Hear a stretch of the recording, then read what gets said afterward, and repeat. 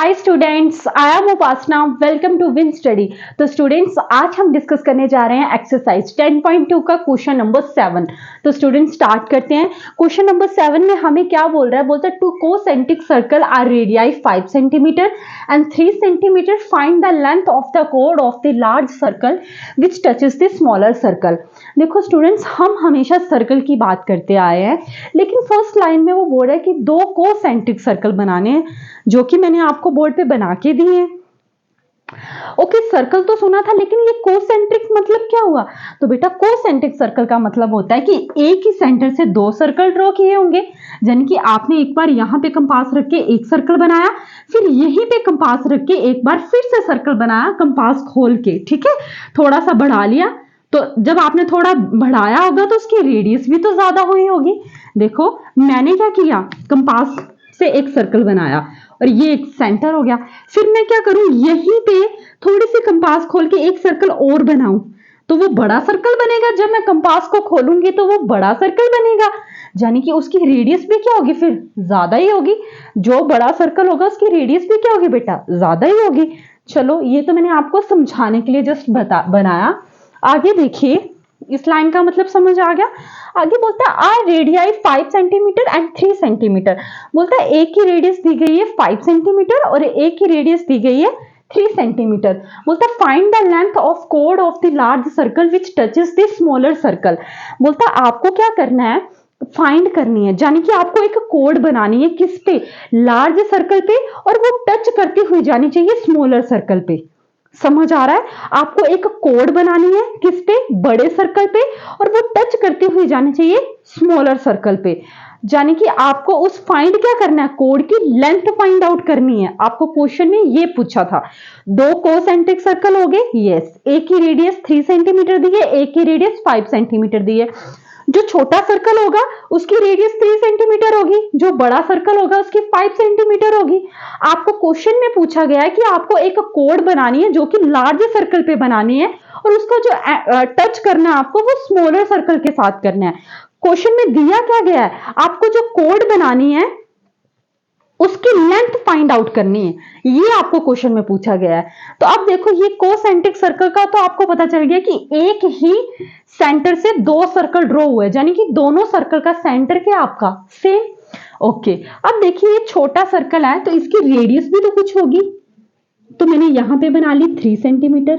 क्या हम यहीं पे रेडियस बना सकते हैं? नो, आप यहां पे भी रेडियस ड्रॉ कर सकते हो, यहां पे भी कर सकते हो, वो आप पे डिपेंड है। ठीक है, अब देखो कोड बनाने को बोला है, तो मैं यहां पे क्या करती हूं, एक कोड बना देती हूं। और आपको पता है कोड क्या होती है? जो सर्कल के दो एंड को टच करे उसी को तो हम क्या बोलते हैं, कोड बोलते हैं। मैंने आपको इंट्रोडक्शन में बताई थी ये चीज। और इस कोड का नाम मैं दे लेती हूं ए और बी, और इसको ओ पॉइंट जो आपका सेंटर था। अब ये क्या हुआ, बातों ही बातों में हमें ये भी पता चल गया कि अरे ये तो थ्योरम 10.1 है, जिसमें हम क्या पढ़ते होते थे कि रेडियस और टेंजेंट जब आपस में मिलते हैं तो उस चीज को क्या बोला जाता है, पॉइंट ऑफ कॉन्टेक्ट बोला जाता है। और वहीं पे क्या बनता है हमारा, 90 डिग्री का एंगल बनता है। तो यस, आप यहाँ पे 90 डिग्री का एंगल बना लो। अब बड़े सर्कल की 5 सेंटीमीटर है तो इसकी भी कुछ रेडियस होगी, तो इसको इस साइड ड्रॉ कर लिया मैंने। ठीक है, अब ये क्या है, 5 सेंटीमीटर। अब हमने देखा कि ये क्या, ये तो एक ट्रायंगल बन गई, और थ्योरम 10.1 में भी ऐसे ही होता था सेम। और आपको निकालने को क्या बोला है, ए बी। इसको मैं पॉइंट, यहाँ पे रेडियस और टेंजेंट बन रहे हैं तो इसको मैं पी नाम दे देती हूँ। अगर आप पी बी निकाल लें तो क्या आप एपी निकल जाएगा आपका। और जब अगर आपका एपी निकल गया तो आप दोनों को प्लस करके ए बी निकाल लेंगे। यस, बिल्कुल निकाल लेंगे। तो लिखो, सबसे पहले आपको क्या लिखना है, क्या ए बी एक टेंजेंट जैसा लग रहा है आपको? लग क्या रहा है ये, आप थ्योरम 10.1 में पढ़ते आए हैं।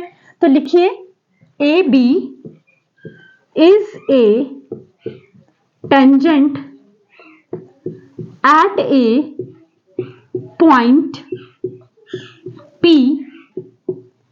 आगे लिखेंगे two concentric circle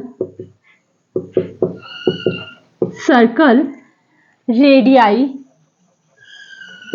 are 3 centimetre and 5 centimetre. ठीक है।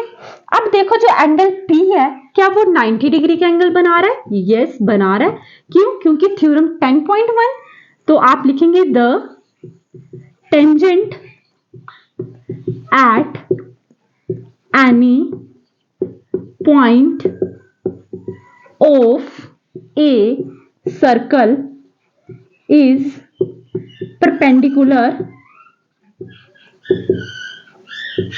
perpendicular to the surface that the point of contact। देखो बेटा मैं लिखने को यहाँ पे थ्योरम 10.1 भी लिख सकती हूँ, लेकिन मुझे पता है मेरे स्टूडेंट्स फिर क्या करेंगे, वैसे लिखाएंगे, तो आपने ये गलती बिल्कुल भी नहीं करनी। इसीलिए जितनी बार भी मैं क्वेश्चन कर रही हूँ मैं उतनी बार ये लिख के दे रही हूँ। समझ आ रहा ना? अब देखिए बेटा, अब आपको ट्रायंगल लेनी है। कौन कौन सी? देखो ट्रायंगल कौन सी है? ट्रायंगल बी लिख दिया मैंने, OPB। अब OP यहां पे आप पाइथागोरस थ्योरम लगा सकते हो। पाइथागोरस थ्योरम लगाने से क्या होगा, आपका बेस निकल जाएगा बाय यूजिंग पाइथागोरस थ्योरम। ठीक है। अब देखो क्या होता है, हाइपोटेन्यूज का square is equal to base का स्क्वायर प्लस परपेंडिकुलर का स्क्वायर। अब देखो यहां पे एंगल बन रहा है तो इसके सामने वाला क्या होगा, हाइपोटेन्यूज होगा। तो यहां पे लिख लो हाइपोटेन्यूज कितना है आपका OB, और जो कि कितना है 5 सेंटीमीटर। यहां पे देखिए परपेंडिकुलर कितना है आपका OP, जो कि कितना है 3 सेंटीमीटर। अब बेस क्या आपका PB, और जो कि आपको फाइंड आउट करना है। समझ आ रहा है ना? तो अब देखिए बिल्कुल स्टेप बाय स्टेप करना है।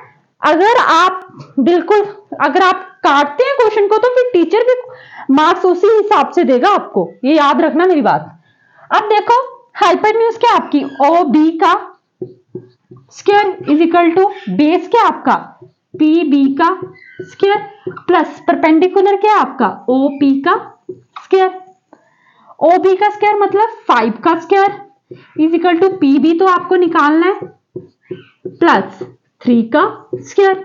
5 का स्क्वायर 25 इज इक्वल टू PB का स्क्वायर प्लस 9। अब देखो यहां पे प्लस का 9 है, यहां पे आके किसका हो जाएगा माइनस का। ये कितने आ गया PB का स्क्वायर। 25 में से 9 गए कितने बचे 16। ये कितना आ गया PB का स्क्वायर। PB का स्क्वायर इज इक्वल टू 16 लिख सकती हूँ, यस लिख सकती हूँ। ये क्या हो गया, यहां पे अंडरूट चला गया 16 पे। अब देखो PB क्या मैं 16 को ऐसे लिख सकती हूँ 4 का स्क्वायर। 4 का स्क्वायर का मतलब क्या हुआ, 4 को 2 बार मल्टीप्लाई करना पड़ेगा हमें। अब देखो PB इज इक्वल टू इस स्क्वायर से ये कैंसिल आउट हो गया, ये कितना बचा 4। तो यानी कि PB की वैल्यू कितनी आ गई बेटा आपकी, PB की वैल्यू कितनी आ गई 4 सेंटीमीटर। जो आपने ये निकाली है ये कितनी आ गई बेटा 4 सेंटीमीटर। अब देखो ये आपका 4 सेंटीमीटर आया। ये देखो यहां पे देखिए PB आपका कितना आया 4 सेंटीमीटर। तो बेटा जितना ये उतना ही तो ये होगा, जितना ये उतना ही ये होगा। तो यानी कि आपका AP भी कितना आ गया 4 सेंटीमीटर। तो आपको निकालने को क्या बोला था AB, तो AB कैसे निकलेगा AP प्लस PB। अब AP कितना है 4 plus 4 is equal to 8 centimetre. यानी कि जो आपका AB आया बेटे वो कितना आ गया 8 सेंटीमीटर। अब कईयों के माइंड में आ रहा होगा कि क्या जितना ये था उतना ये है, तो बेटा ये भी इन्होंने एक प्रॉपर्टी का यूज किया गया है। और किसी भी मेरी बात याद रखिएगा, जब भी ये बाइसेक्ट होता है रेडियस और टेंजेंट, जितना ये होता है हिस्सा उतना ही ये होता है। ये दोनों साइड्स आपस में क्या होती हैं हमेशा इक्वल होती हैं। अब मेरी बात सुनिए, जब आप यहां पे लिखेंगे ना A B is equal to, मतलब जब आप ये लिखोगे ना A P is equal to P B, तो इसका मतलब क्या होगा, आप रीजन में क्या लिखेंगे, आपने क्या किया, मैंने आपको बोला जितना आपका पीबी है उतना ही आपका एपी होगा। अब एबी कैसे निकला आपका, जब आपने एपी और पीबी को क्या किया प्लस किया। तो मैं आपको ये समझाने की कोशिश कर रही हूं कि जब आप ये चीज लिखोगे कि PB is equal to AP, तब आप रीजन में क्या लिखेंगे वो देखिए। मैं यहां पे लिख रही हूं, रीजन में आप लिखेंगे AP is equal to PB ऐसे करके, फिर लिखेंगे the perpendicular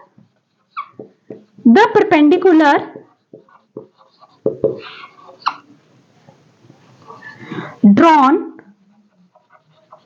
from the circle, from the center of circle, from the center of circle, center of circle, circle to any chord of the circle, to any chord of the circle, circle bisect the chord, bisect the chord। ठीक है जी बेटा, तो आपको क्या करना है, मैं एक बार फिर से रिपीट कर देती हूं। जब आप ये लिखोगे ना AP is equal to PB, तो आपको रीजन में ये लिखना है। तो अब मेरी बात सुनिए, आपने क्या किया है, AB निकालने के लिए क्या किया है, AB निकालने के लिए क्या किया था, AP प्लस PB किया था। AB कैसे निकलेगा आपका, AP प्लस PB करके। मैं यहां पे दोबारा से कर देती हूं, और AB कैसे आई आपकी 4 प्लस 4, और AB कितना आ गया था आपका 8 सेंटीमीटर। तो आप एंड में ये जरूर लिखेंगे कि लेंथ ऑफ कोड, मैं पूरा लिख के देती हूं ताकि आपको एग्जाम में आपको बिल्कुल ऐसे बना के आना है। लेंथ ऑफ कोड AB is equal to 8 centimetre. लगा पता कैसे किया मैंने, मैं ये इरेज कर देती हूं ताकि आपको कंफ्यूजन ना हो। ठीक है, मैंने यहां पे लिख दिया था, साफ इसीलिए नहीं किया कि ताकि आपको नोट करने में प्रॉब्लम ना हो। ठीक है, कर लीजिए नोट बेटा। ये स्टेप मैं यहां पे ले आई हूं, याद रखिएगा बेटा, आपके मार्क्स कट सकते हैं। मैं इसीलिए बार बार रिपीट करती हूं कि आपको जब आप लिखोगे AB is equal to PB, तो आप ये लाइन जरूर लिखोगे, the perpendicular drawn from the centre of the circle to any code of the circle bisect the code length of the code. Is it clear? तो I hope students कि आपको मेरा ये वीडियो पसंद आया होगा। अगर आपको मेरी वीडियोस पसंद आ रही है तो प्लीज मेरे चैनल को सब्सक्राइब करें, लाइक करें, कमेंट्स करें, शेयर करें, और अपने फ्रेंड्स के साथ भी जरूर शेयर करें।